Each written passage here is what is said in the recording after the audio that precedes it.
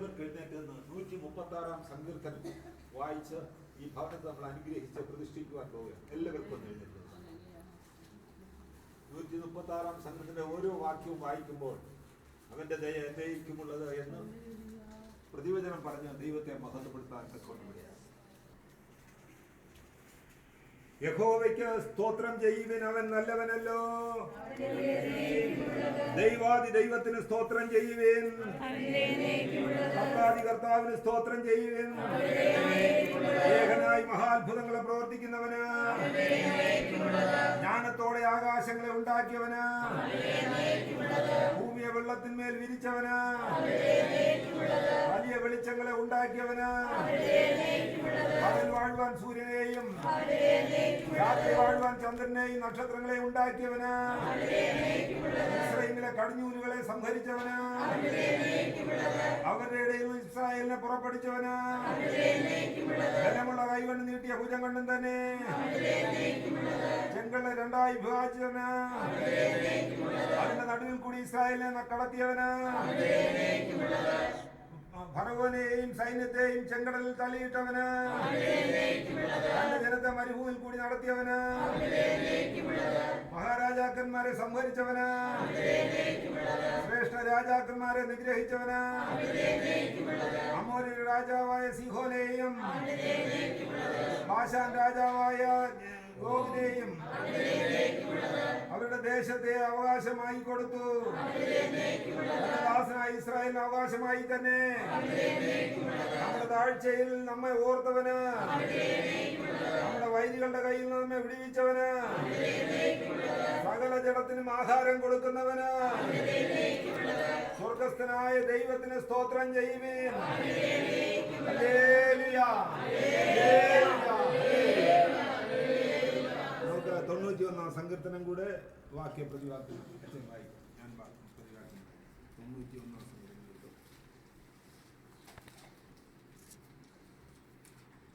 ബൈബിളിലുള്ള പ്രതിവാക്യമായിട്ട് വായിക്കും.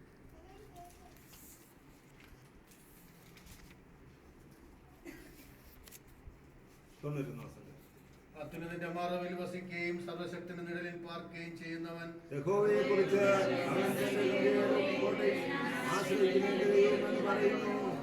അവൻ നിന്നെ വേട്ടക്കാരന്റെ ഇണയിൽ നിന്നും നാശകരമായ മഹാമാരിയിൽ നിന്നും വിടുവിക്കുന്നു.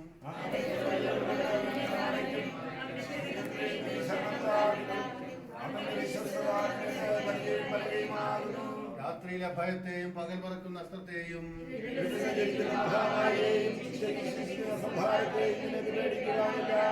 നിന്റെ വശത്ത് 1000 പേരും നിന്റെ വലതുഭാഗത്ത് 10,000 പേരും വീഴും.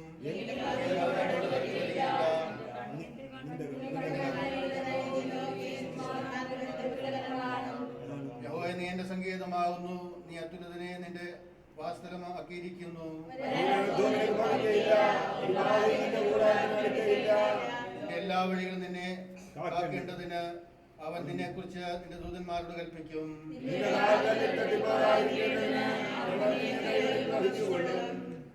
സിംഹത്തിന്മേൽ, അടുത്ത വാക്യം നമുക്ക് ഒരുമിച്ച് വായിക്കാം. സിംഹത്തിന്മേൽ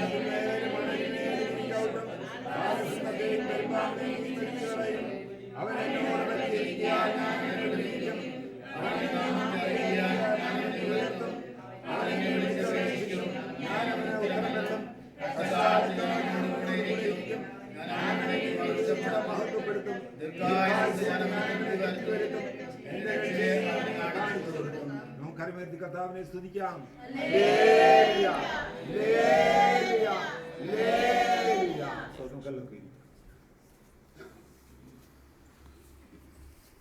കഴിഞ്ഞ നിമിഷം വരെയും നമ്മെ അത്ഭുതമായി നടത്തിയ ദൈവത്തിന്റെ വൻകരം. ആമേൻ. എത്ര സ്തുതിച്ചാലും മതി വരില്ല. ഇവിടെ 2 സങ്കീർത്തനം വായിച്ച അവന്റെ ദയ എന്നേക്കുമുള്ളത്. നല്ലവനാണ് ദൈവം, നല്ലവൻ. ദൈവത്തെ ഒരിക്കലും നല്ലതല്ല എന്ന് പറയാൻ സാധ്യമല്ല. കാരണം കഴിഞ്ഞ 64 വർഷമായി ദൈവത്തെ രുചിച്ചറിയുന്നവനായതുകൊണ്ട് എനിക്കെപ്പോഴും പറയാൻ സാധിക്കും, അവൻ നല്ലവൻ, നല്ലവൻ, അവന്റെ ദയ എന്നേക്കുമുള്ളത്. കാരണം ഈ വിശ്വാസത്തിൽ വരുന്നതിന് മുമ്പ് ഞാനൊരു മഹാരോഗിയായിരുന്നു. ഹൃദയത്തിന്റെ ഒരു അസുഖം ബാധിച്ച് 34 വർഷം പല ആശുപത്രികളിൽ പലതരത്തിലുള്ള ചികിത്സകളായി ഭാരപ്പെട്ട കഴിയുമ്പോഴാണ് ഒരു ദിവസം ഒരു അമേരിക്കൻ സായിപ്പ് എന്നോട് പറയുന്നത്, are under a curse. നിങ്ങൾ ശാപത്തിന് കീഴിലാണ്. ആ ശാപം നിങ്ങൾ നീങ്ങിയാൽ നിങ്ങൾക്ക് പൂർണ്ണ സൗഖ്യം കിട്ടും. ഞാൻ ആ ശാപത്തെ അന്വേഷിച്ച് നടത്തിയ ഒരു ഗവേഷണമാണ് ഈ അവസ്ഥയിൽ എന്നെ ആക്കിയത്. സർക്കാർ ജോലിയില്ലാതെ എന്നെ കളഞ്ഞിട്ട് കർത്താവിൻ്റെ വേലയ്ക്ക് ഇറങ്ങി പുറപ്പെടുമ്പോൾ ഇത്രയും ആനന്ദകരമാണ് ക്രിസ്തീയ ജീവിതമെന്ന് മനസ്സിലാക്കുവാൻ സാധിക്കില്ല. പലപ്പോഴും ഞാൻ പറയാറുണ്ട്, 34 വർഷം ഞാൻ വെറുതെ പാഴാക്കി. എൻ്റെ കർത്താവിനെ അറിയാതെ വിഗ്രഹങ്ങളുടെ പുറകെ, പെരുന്നാളുകളുടെ പുറകെ, ക്ഷേത്രങ്ങളിൽ ആമേൻ പലതരത്തിലുള്ളതായ നേർച്ചകളായിട്ട് വഴിപാടുകളായിട്ടൊക്കെയും ജീവിച്ച ആ കാലഘട്ടത്തെ കുറിച്ച് ഞാൻ ലജ്ജിക്കുന്നു. ഇന്ന് കഴിഞ്ഞ 10-25 വർഷമായി ഒരു മരുന്നോ ഗുളിയോ കഴിക്കേണ്ട ആവശ്യമില്ലാതെ തന്നെ ദൈവം അത്ഭുതകരമായി വരുന്നുണ്ട്. കാരണം കർത്താവ് പറയുന്നു, എൻ്റെ ആടുകൾ എൻ്റെ ശബ്ദം കേൾക്കുന്നു, അവയെ എന്നെ അനുഗമിക്കുന്നു, ഞാൻ അവയ്ക്ക് നിത്യജീവൻ കൊടുക്കുന്നു. നിത്യജീവൻ കൊടുക്കുന്നു, അവ ഒരു നാൾ നശിച്ചു പോകില്ല, അവയെ എൻ്റെ കയ്യിൽ നിന്ന് പിടിച്ചു പറിക്കാൻ ആർക്കും കഴിയില്ല. കർത്താവിൻ്റെ അടുക്കലേക്ക് വരുമ്പോൾ കർത്താവ് നമുക്ക് ദാനമായിട്ട് തന്നത് അവൻ്റെ നിത്യജീവൻ, എറ്റേണൽ ലൈഫ്, മരണകരമല്ലാത്ത ജീവൻ. അവൻ്റെ രക്തത്തിൽ നിന്നും, താല്പര്യം ചിന്തി രക്തത്തിൽ നിന്നും ഉത്പാദിതമായ ആ നിത്യജീവൻ നമുക്ക് തരുമ്പോൾ അത് തന്നെ നമ്മുടെ മരുന്ന്. പിന്നെ ഒരു മരുന്ന് കഴിക്കാൻ നിത്യജീവൻ ഉള്ളിലുണ്ടോ നമുക്ക് മരുന്നിന്റെ ആവശ്യമില്ല. അല്ലേ? അങ്ങനെ നിത്യജീവൻ ഉള്ള ഒരാൾ മരുന്ന് കഴിച്ചാൽ പിന്നെ ആ രോഗം വർദ്ധിക്കത്തേ ഉള്ളൂ. അതും ഞങ്ങൾ ഗവേഷണത്തിൽ കണ്ടുപിടിച്ചു. എല്ലാവരും ഇവിടെ ഉണ്ട്. പരിശുദ്ധാത്മ പ്രാപിച്ചു പോയി മരുന്ന് കഴിച്ചവർ ആ മരുന്നാൽ തന്നെ പിന്നെയും അപകടത്തിലേക്ക് നീങ്ങുന്ന അവസ്ഥ. ഞാൻ പറഞ്ഞു, മരുന്ന് നിർത്ത്, ദൈവത്തിന്റെ മകളാണ്, ദൈവം വിടുതൽ തന്നിട്ടുണ്ട്, പരിശുദ്ധാത്മ ഉള്ളിയുണ്ട്, ഇനി മരുന്ന് കഴിക്കരുതെന്ന് പറഞ്ഞപ്പോൾ അത് ഭയന്ന് മരുന്ന് കഴിച്ചവർ പലരും ഇപ്പൊ മരുന്ന് കഴിപ്പൊക്കെ നിർത്തി.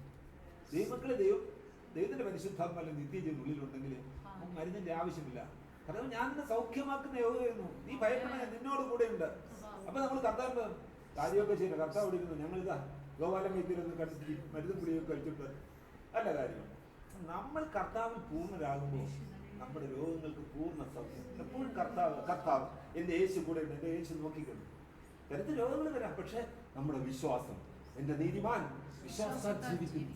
വിശ്വാസം എന്നതോ ആശിക്കുന്നതിന്റെ ഉറപ്പ്, കാണാത്ത കാര്യങ്ങളുടെ നിശ്ചയം. യേശു നമ്മൾ എത്രത്തോളം പൂർണ്ണരായിരിക്കുന്നു, നമുക്ക് മറ്റൊരു ബാധയും, അതാണ് കർത്താവ് പറഞ്ഞത്, ഒരു ബാധയും നിന്നോട് അടുത്ത് വരികയില്ല, ഒരു അനർത്ഥവും നിനക്ക് വരില്ല. ഈ സംഗതി നമ്മൾ വായിച്ചതാണ്. ഒരു ബാധയും. രോഗമെന്ന് പറഞ്ഞാൽ ബാധകളാണ്. അന്ധകാര ശക്തികൾ, അശുദ്ധാത്മാക്കൾ നമ്മുടെ ഉള്ളിൽ പ്രവേശിച്ച് നമ്മുടെ ശരീരത്തിന്റെ ഓരോ അവയവങ്ങളെയും അവൻ സ്വിച്ച് ഓഫ് ചെയ്യും. നമ്മുടെ കിഡ്നിയുടെ സ്വിച്ച് ഓഫ് ചെയ്യുമ്പോൾ കിഡ്നി പ്രവർത്തിക്കുന്നില്ല, ഹൃദയത്തിന്റെ സ്വിച്ച് ഓഫ് ചെയ്യുമ്പോൾ വാൾവ് കംപ്ലൈന്റ് പ്രവർത്തിക്കുന്നില്ല, ശ്വാസകോശം അതിന്റെ സ്വിച്ച് ഓഫ് ചെയ്യുമ്പോൾ പിശാചിന്റെ ജോലി എന്ന് ദുരാത്മാക്കളുടെ ജോലി എന്ന് വെച്ചാൽ അവൻ ഉള്ളിൽ കടന്ന് നമ്മുടെ ശരീരത്തിന്റെ അവയവങ്ങളുടെ എല്ലാ സ്വിച്ചും ഓഫ് ചെയ്യും. ആണ് നിന്നെ ഉണ്ടാക്കിയത് കർത്താവല്ലേ, മണ്ണ് ജീവശോധന, നീ വലിയ ശക്തനാണ്, ഞാൻ കാണിച്ചാൽ നിന്നെ എങ്ങനെ ആർക്കണം. എല്ലാം സ്വിച്ച് ഓഫ് ചെയ്യുമ്പോൾ നമ്മൾ ആകപ്പാടെ ഒരു ജീവൻ മരണ പോരാട്ടത്തിലാണ്. ഇതാണ് ഞാൻ 34 വർഷം അനുഭവിച്ചുകൊണ്ടിരുന്നത്. ഹല്ലേലൂയ. അവനെന്റെ ശരീരത്തിൽ കിടന്ന് എന്റെ സ്വിച്ചുകളൊക്കെ ഓഫ് ചെയ്തപ്പോ എനിക്ക് എഴുന്നേക്കാൻ വയ്യ, ഇരിക്കാൻ വയ്യ, കിടക്കാൻ വയ്യ, നെഞ്ചുവേദന, വിപ്രാളം, ശ്വാസം മുട്ടല്. ഞാൻ ഓടി ആശുപത്രികൾ, അവർക്ക് ആർക്കും ഒന്നും ചെയ്യാൻ പറ്റില്ല. വലിയ പുണ്യപുരുഷന്മാരുടെ അടുക്കലേക്ക് അവർക്കൊന്നും ചെയ്യാൻ പറ്റില്ല. അവർ പറഞ്ഞു ഇതൊക്കെ പിന്നെ ചിലർക്ക് മരണം വരെ കാണും, അതുകൊണ്ട് അനുഭവിക്കുക. പക്ഷെ ഒരു ദൈവദാസൻ അമേരിക്കയിൽ നിന്ന് എന്നോട് പറഞ്ഞു, it is A കഴ്സ്, you are, അല്ല എന്നെ കണ്ടിട്ടുണ്ട്, യു ആർ അണ്ടർ എ കഴ്സ്, നീ ഒരു ശാപത്തിന് കീഴിലാണ്. ഞാൻ ശാപം ഒരു നിമിഷം ഒന്ന് വായിച്ചാട്ടെ. സഖരിയ പ്രവചനം 5-ാം അധ്യായം അതിന്റെ 1 മുതലുള്ള വാക്യം. സഖരിയ പ്രവാചകനാണ് ആ കാര്യം വെളിപ്പെടുത്തുന്നത്.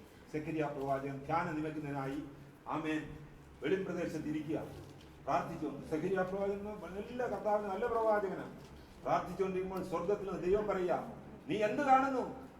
നീ പലതും കാണുന്നുണ്ടോ? വായിച്ചാട്ടെ. ഞാൻ വീണ്ടും തലപൊക്കി നോക്കിയപ്പോൾ പാറിപ്പോകുന്ന ഒരു ചുരുൾ കണ്ടു. പാറിപ്പോകുന്ന ഒരു ചുരുള്, ഒരു പരവതാനി, അതിങ്ങനെ പറന്നു പോകുന്നു. ആ പറന്നു പോകുന്ന പരവതാനി കണ്ടിട്ട് കർത്താവ് ചോദിക്കുകയാണ്, നീ എന്തെങ്കിലും കാണുന്നുണ്ടോ? ഒരു പരവതാനി, ഒരു ചുരുൾ ഞാൻ കാണുന്നു.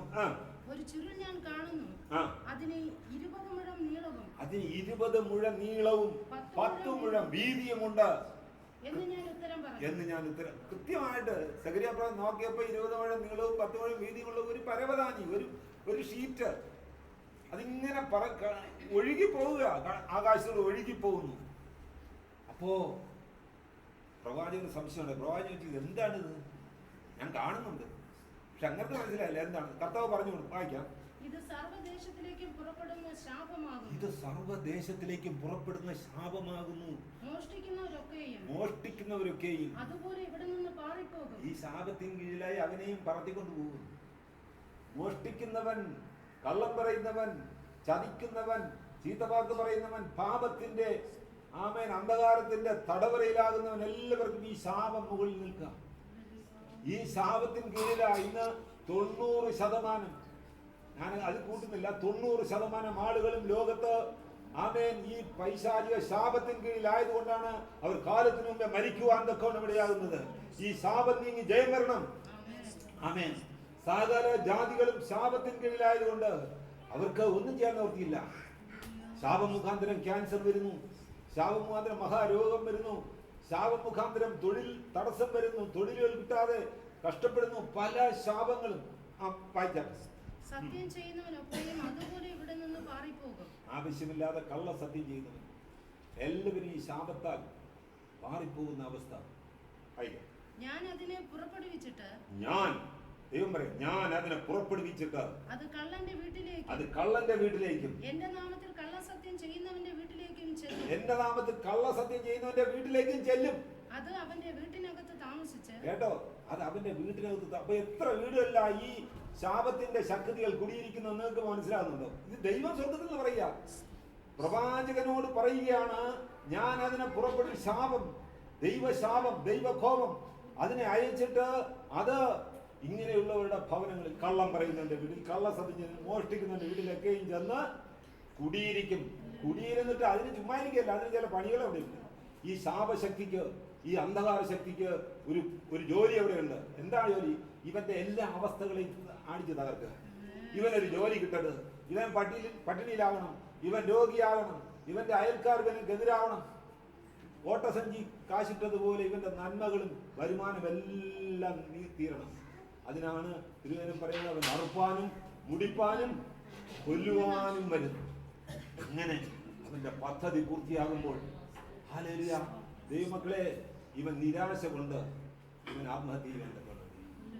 ശാപത്തിന്റെ ശക്തികൾ ഉള്ളിൽ കുടിയിരുന്നാൽ, ആമേൻ, അതിന്റെ ആ ഭവനത്തിന്റെ അടിക്കല്ല് വരെ തോന്നും.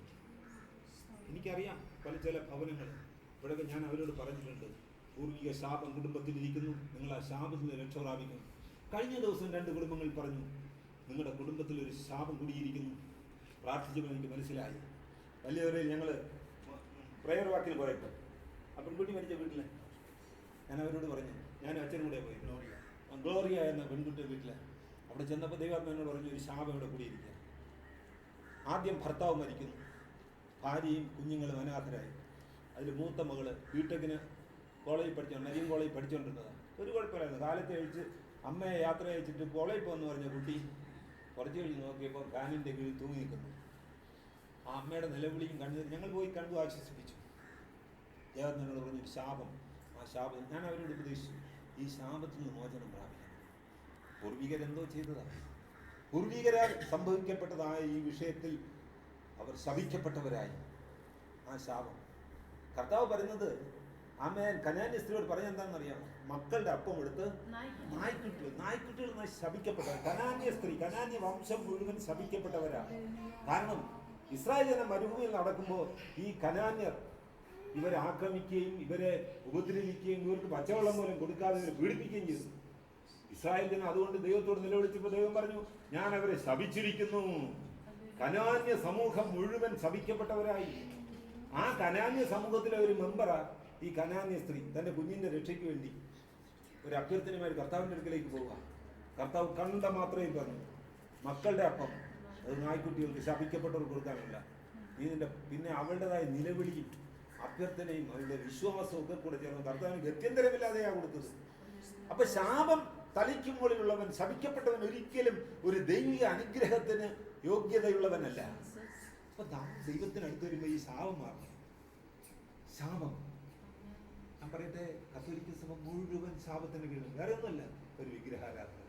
കർത്താവ് പറഞ്ഞ ഒരു വിഗ്രഹം നിങ്ങൾ ഉണ്ടാക്കരുത്, അതിനെ സേവിക്കരുത്, അതിന് പുഷ്പമിടരുത്, അതിന് ദീപം കാണിക്കരുത്. നമ്മൾ വേദപുസ്തകം വായിച്ചാൽ പുറപ്പാട് പുസ്തകം 20 അധ്യായം 1 വാക്യങ്ങൾ ഞാൻ പെട്ടെന്ന് നിർത്താം. പുറപ്പാട് പുസ്തകം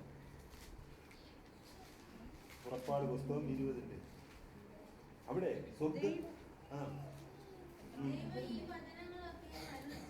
ദൈവം ഈ വചനങ്ങളൊക്കെ മരളി ചെയ്തു. ആ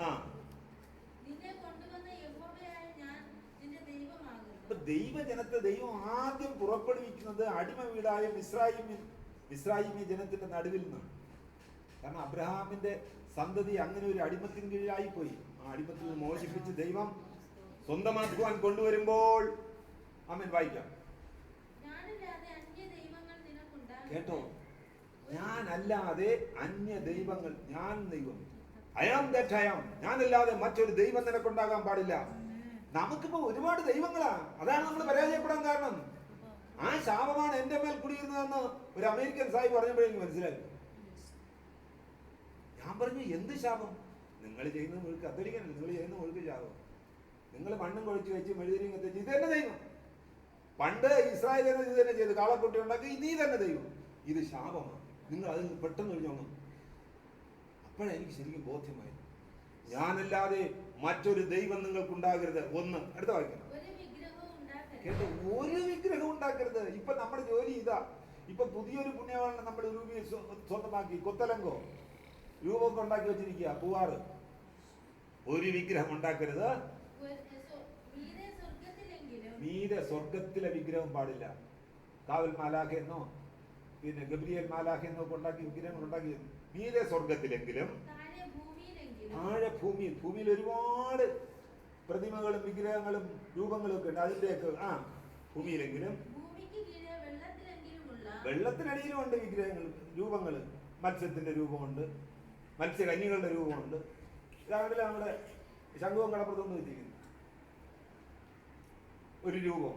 ഇത് പാടില്ലാത്തതാണ്. ഇതൊക്കെ ദൈവത്തിന് ഇഷ്ടമില്ലാത്ത കാര്യം. നീ ഒരു വിഗ്രഹം ഉണ്ടാക്കി വായിക്കാം. യാതൊന്നിന്റെയും പ്രതിമയരുത്. ദൈവം ഉണ്ടാക്കിയ ജീവനുള്ള യാതൊന്നിന്റെയും പ്രതിമയരുത്. ഉദാഹരണമായിട്ട് ഒരു പുഷ്പത്തെ നിനക്കുണ്ടാക്കാൻ സാധിക്കുമോ? നീ എങ്ങനെ ഉണ്ടാക്കും? പ്ലാസ്റ്റിക്കിലോ മണ്ണിലോ പേപ്പറിലോ ഒക്കെ ഒരു പുഷ്പം ഉണ്ടാക്കും, ഒരു പ്രതിമ ഉണ്ടാക്കും. പ്ലാസ്റ്റിക്കിൽ പോലും നാം ദൈവം ഉണ്ടാക്കിയതിന്റെ പ്രതിമ, അതിന്റെ സ്വരൂപത്തെ, അതിൻ്റെതായ പുനരാവിഷ്കരണത്തെ ഉണ്ടാക്കുവാൻ പാടില്ല. അത് പാപമാണ്.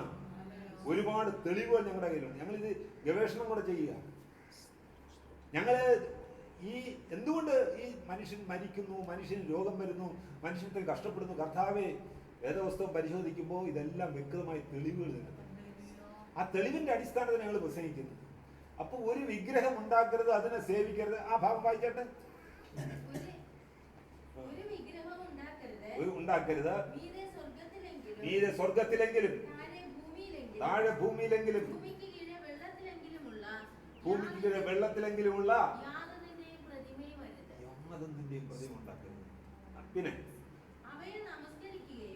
അവയെ നമസ്കരിക്കുകയോ.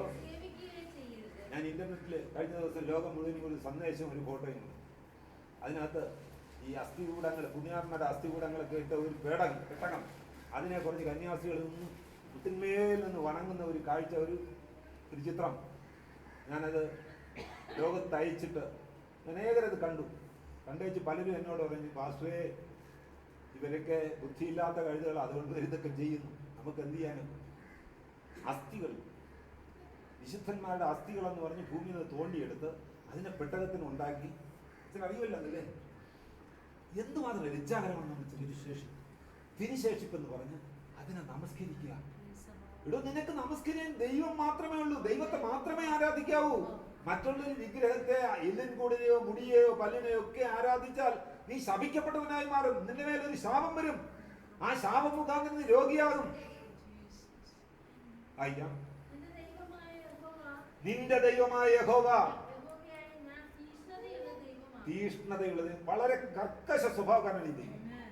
ദൈവത്തിന് വേറെ ഒന്നും നോട്ടമല്ല, നീ പറഞ്ഞ അനുസരിച്ചില്ല എങ്കിൽ ശിക്ഷ. ആദവുമായി അനുസരിച്ചില്ല, ആദവുമായും പറഞ്ഞാലും വിരുദ്ധമായിട്ട് അവർ പാപം ചെയ്തു, ഇറങ്ങി വെളിയിലെന്ന് പറഞ്ഞു. ഏതൻ തോട്ടം കൊണ്ട് അറിയിക്കൊള്ളാം, മേലിലൂടെ കണ്ടുപോകരുത്, അടിച്ചു വെളിയിറക്കി.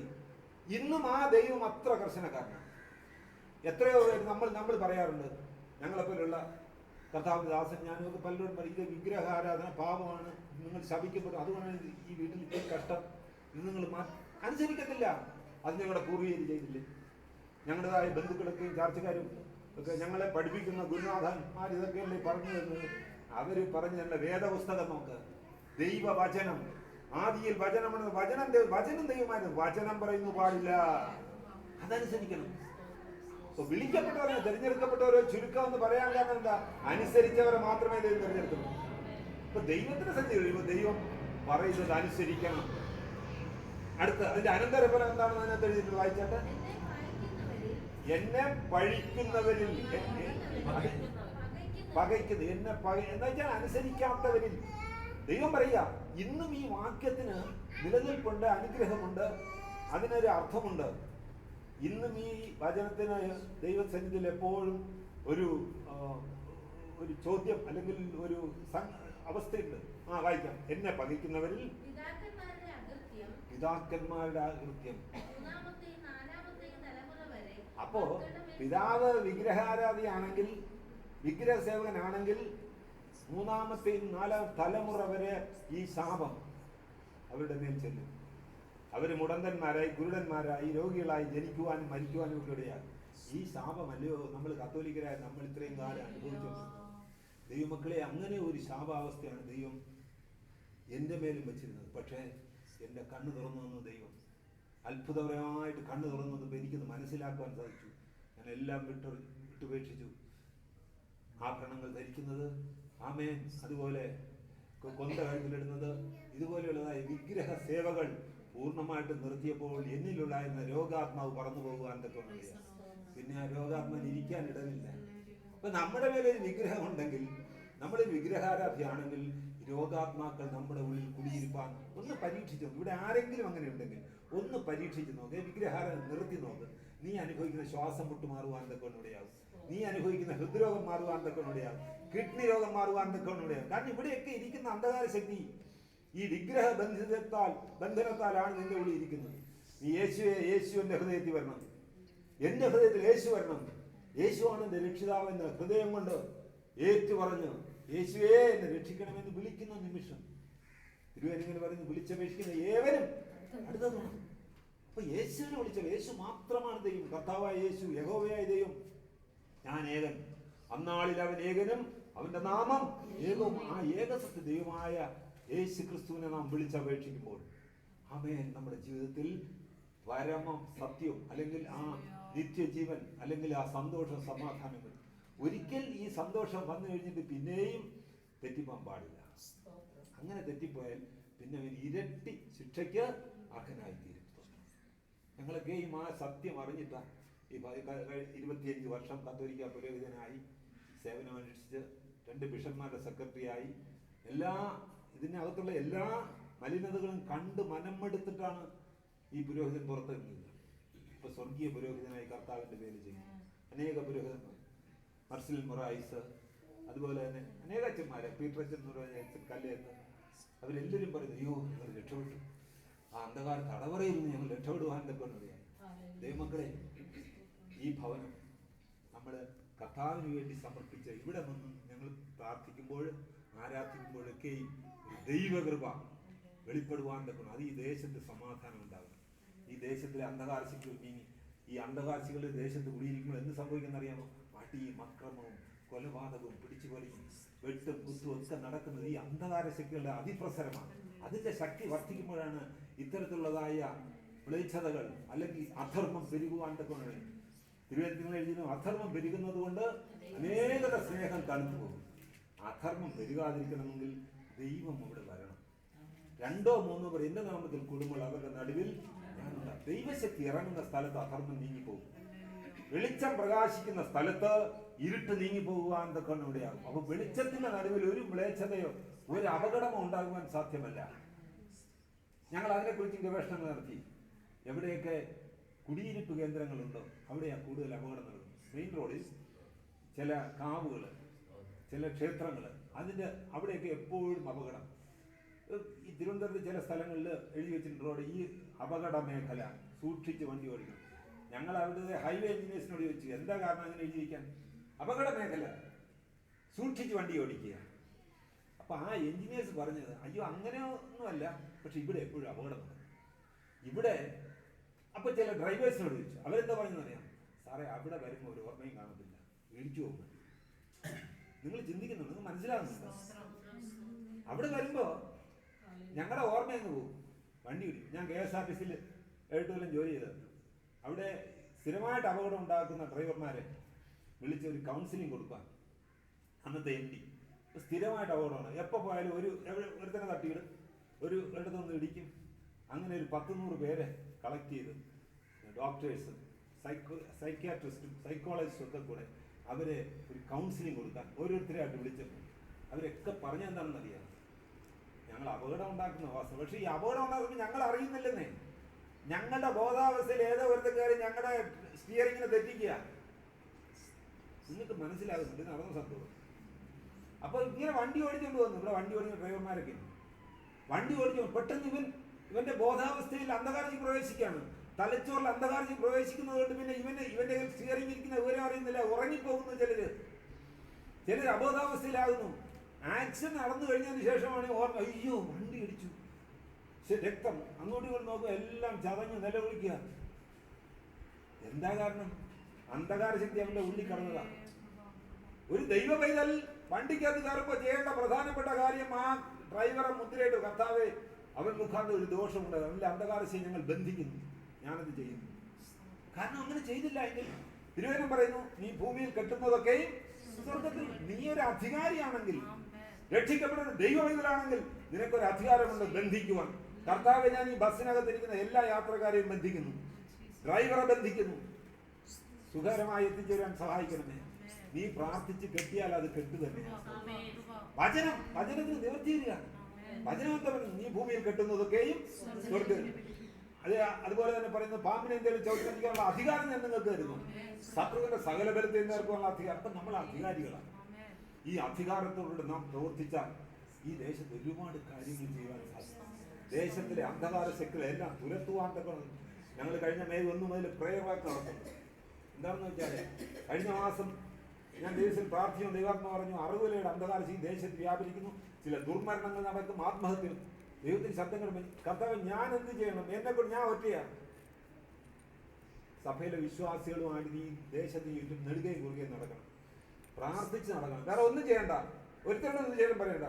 നീ കർത്താവെ അന്ധകാര ശക്തി ശാസിക്കണം, സ്വർഗത്തിലെ തീ ഇറങ്ങണം, ദേശാധിപതി ശക്തികൾ വാഴ്ചകളും അധികാരങ്ങളും ബന്ധമെടുക്കണം, സ്വർഗമേ അത് ചെയ്തേ മതിയാവൂ എന്ന് നീ കരഞ്ഞ് പ്രാർത്ഥിച്ചുകൊണ്ട് നടക്കണം. ഞങ്ങൾ ഇന്ന് കാലത്തിൽ 2 പേര് ചെയ്തേച്ചു വരിക. ആ ചെയ്യുന്നതിനിടയ്ക്ക് 5 പേര് ആത്മഹത്യ ചെയ്ത് ഞങ്ങളുടെ അയൽവക്കും. അത് ചെയ്യാതിരുന്നെങ്കിലോ ഒരു കൂട്ടം മരണവിളി ഇവിടെ നടക്കുമായിരുന്നു. ദൈവത്തിൽ കരഞ്ഞ് നിലവിളിക്കുന്നതുകൊണ്ട്. ദൈവമക്കളെ, ഇത് അന്ത്യകാലമാണ്. അനേക അന്ധകാരത്തിന്റെ ശക്തി ഭൂമിയിൽ ഇറങ്ങിയിരിക്കുന്നു.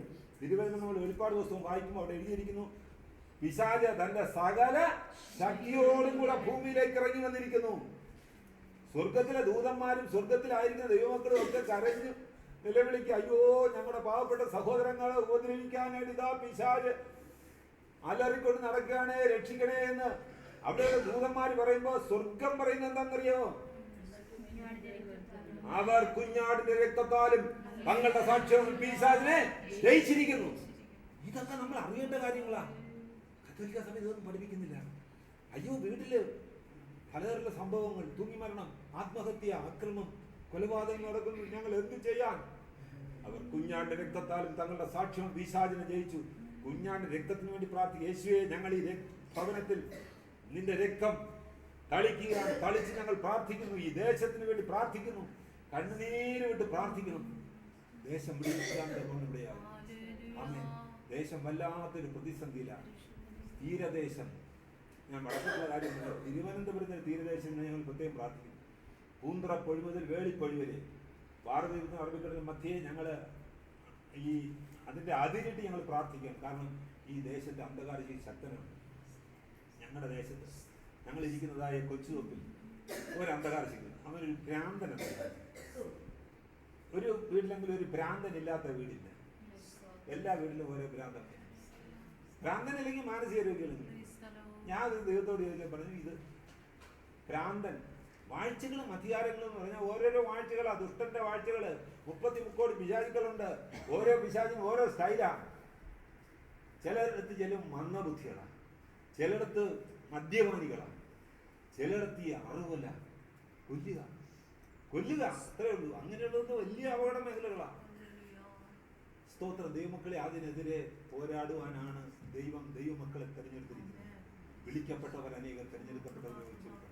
നമ്മുടെ ജോലി കർത്താവിന് മുമ്പേ നീ എൻ്റെ രാജ്യവും നീതി, അതോടൊപ്പം ഞാൻ എനിക്ക് എല്ലാം തരുമെന്ന് ഞാനത് അനുഭവിച്ചു. കുഞ്ഞുങ്ങളെ, ഞാൻ എൻ്റെ ജോലി ഉപേക്ഷിച്ച് വിദേശത്ത് ലഭിക്കാൻ പറ്റുന്ന പല തൊഴിലുകളും നേട്ടങ്ങളും ഒക്കെ ഉപേക്ഷിച്ച് ഞാൻ കർത്താവിൻ്റെ വേല ചെയ്യാൻ തുടങ്ങിയപ്പോൾ പല വഴികളിലും കൂടെ സ്വർഗം കിളിവാതിൽ തുറന്ന് എന്നെ അനുഗ്രഹിക്കാൻ തുടങ്ങി.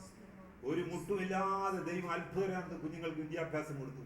ദൈവമക്കളെ, യേശുവിനോട് ചേർന്നിരുന്നാൽ തീർച്ചയായിട്ടും ദൈവം അനുഗ്രഹിക്കുക തന്നെ ചെയ്യും. പാട്ടുകാരൻ ഇങ്ങനെ പാടുന്നു, യേശുവോട് ചേർന്നിരിപ്പത് പ്രമോദമേ, യേശുവിനായി ജീവിക്കുന്നതെത്ര ഭാഗ്യമേ. ആമേൻ. യേശുവോട് ചേർന്നിരിപ്പത് പ്രമോദമേ, യേശുവിനായി ജീവിക്കുന്നതെത്ര ഭാഗ്യമേ.